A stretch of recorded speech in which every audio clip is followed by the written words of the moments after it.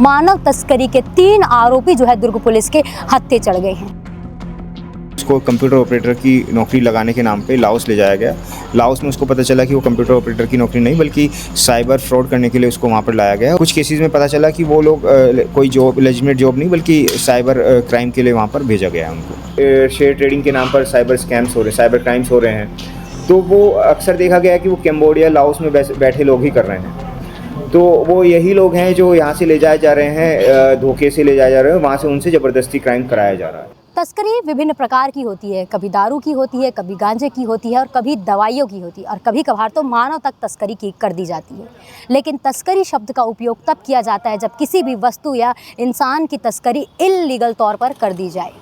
एक ऐसा ही मामला दुर्ग पुलिस में आया, जिसके बाद में दुर्ग पुलिस ने टीम गठित कर मुंबई अपनी टीम रवाना की, जिसके बाद में दुर्ग पुलिस को एक बड़ी सफलता हासिल हुई है। मानव तस्करी के 3 आरोपी जो है दुर्ग पुलिस के हत्थे चढ़ गए हैं। दरअसल प्रार्थी भिलाई 3 का है, जिसकी शिकायत के बाद में यहाँ पे एक टीम गठित की गई और गठित करने के 1 महीने की कड़ी मशक्क़त के बाद में जो है अब आरोपी इनके हाथ लगे हैं और आरोपियों में 2 युवक और 1 महिला है, जिसको लेकर आज दुर्ग पुलिस के द्वारा प्रेस कॉन्फ्रेंस रखी गई थी और प्रेस कॉन्फ्रेंस में बताया गया कि कैसे प्रार्थी विदेश पहुंचा और विदेश पहुंचने से पूर्व क्या कुछ प्रोसेसिंग जो है इनके द्वारा की गई थी और इसकी तमाम डिटेल्स जो है इस प्रेस कॉन्फ्रेंस में बताई गई है। और इसी के बाद हमने चिराग जैन जी से बात की है, जिनकी नेतृत्व में ये पूरी कार्रवाई हुई है। उन्होंने क्या कुछ कहा, क्या कुछ उन्होंने बताया, उसको सुनने के लिए बने रहिए इस पूरे वीडियो में। दुर्ग पुलिस को एक बड़ी सफलता हासिल हुई है। मानव तस्कर के 3 आरोपियों को मुंबई से गिरफ्तार किया गया है। इस वक्त हमारे साथ में चिराग जी मौजूद हैं। इनसे जानेंगे कि क्या कुछ ये पूरा मामला था और कैसे जो पुलिस है इन तक पहुंची है। सर, क्या कुछ ये पूरा मामला था और पुलिस को कितनी मशक्क़तों का सामना करना पड़ा इस आरोपियों तक पहुँचने के लिए? मामला ये है कि एक प्रार्थी ने 6 सितंबर 2024 को साइबर रेंज थाना में एक शिकायत दी जी कि उसको कंप्यूटर ऑपरेटर की नौकरी लगाने के नाम पे लाओस ले जाया गया।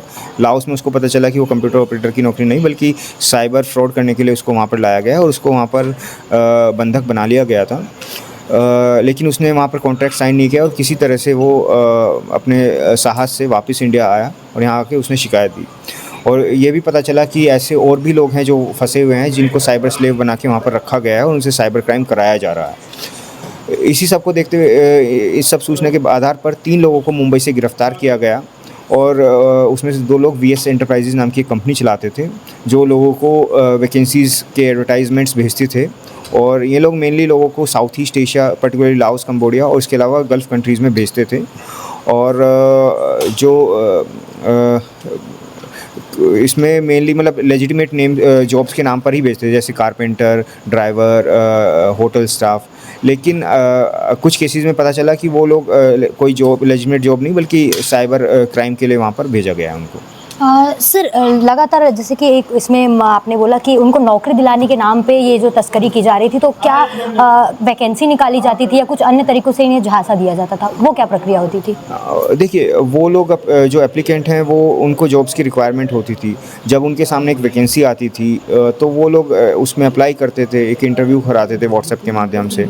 और अभी इस स्टेज तक उनको सही कुछ नहीं पता होता था कि वो कहाँ किस डायरेक्शन में जा रहे हैं। लेकिन जब वो अपने डेस्टिनेशन पे पहुंचते थे, वहाँ जाकर उनको पता चलता था कि ये उनको साइबर स्लेवरी के लिए यहाँ पर लाया गया है। सर, दुर्ग की कितनी टीम यहाँ से गई हुई थी और कैसे मतलब उन तक पहुँची? क्योंकि बताया जा रहा है कि उनके पास में कोई तकनीकी चीज़ें वो उपयोग नहीं कर रहे थे, तो कैसे उन तक दुर्ग पुलिस यहाँ से दुर्ग पुलिस की एक टीम पहुँची थी और लोकल मुंबई पुलिस की मदद से 3 आरोपियों को वहाँ पर पकड़ा गया और वो लोग 4 दिन तक वहाँ पर रहे मुंबई में। और मुंबई में 3 लोगों वो कॉन्टिन्यूसली अपनी लोकेशन चेंज कर रहे थे और पुलिस अरेस्ट से बचने का अपना पूरा प्रयास कर रहे थे। लेकिन पुलिस ने इसमें अपनी काबिलियत का परिचय देते हुए उनको तीनों को अरेस्ट किया। जी सर, बहुत अच्छी बात कही कि लगातार 1 महीने तक जो है दुर्ग पुलिस मुंबई पर घूमती रही और बिना किसी तकनीकी मदद से, स्थानीय पुलिस की मदद से जो है दुर्ग पुलिस उन तीनों आरोपियों तक पहुंची। और जिस प्रकार से ये जो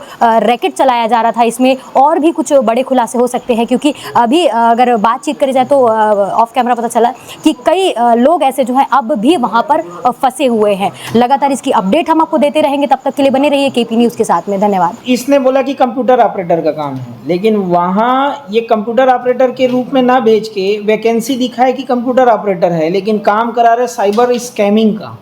वहाँ 2 दिन ट्रेनिंग दे रहे हैं स्कैमिंग कैसे करना है।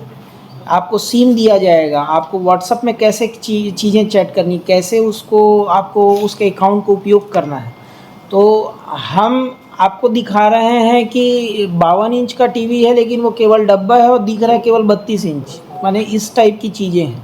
नहीं वो तो फर्जी कॉन्ट्रैक्ट साइन हाँ, कि आपको हम कंप्यूटर ऑपरेटर के काम से ले गए और करा रहे हैं वहाँ स्कैमिंग, कि वहाँ पे इसने बताया कि 8 से 10 लोग और इसी तरीके से फंसे हैं जो आना चाहते हैं लेकिन उनको आने नहीं दे रहे हैं। होता क्या है कि ये जो एप्लीकेंट था इसने वहाँ कॉन्ट्रैक्ट नहीं साइन किया था, तो ये वापस आ पाया। वहाँ पे बहुत सारे ऐसे लोग हैं जो मतलब गलती से कॉन्ट्रैक्ट भी साइन कर चुके हैं और फिर वो वापस नहीं आ पा रहे और उनके पासपोर्ट्स भी रखवाए जा चुके हैं वहाँ पर। अब देखिए जो इस तरह के केस जैसे आजकल शेयर ट्रेडिंग के नाम पर साइबर स्कैम्स हो रहे हैं, साइबर क्राइम्स हो रहे हैं, तो वो अक्सर देखा गया है कि वो कैम्बोडिया, लाओस में बैठे लोग ही कर रहे हैं। तो वो यही लोग हैं जो यहाँ से ले जाए जा रहे हैं, धोखे से ले जाए जा रहे हैं, वहाँ से उनसे ज़बरदस्ती क्राइम कराया जा रहा है और उनकी मजबूरी हो जा रही है कि वहाँ पे उनको करना पड़ रहा है। अपनी मर्जी से आ नहीं सकते। ये खुद ही आया, वापस आने के बाद खुद ही इसने यहाँ पर सारी आकर चीज़ों को उसने आवेदन बताया देके कि एफआईआर ऐसा ऐसा कराई। हो। मोबाइल में है, इनफैक्ट जो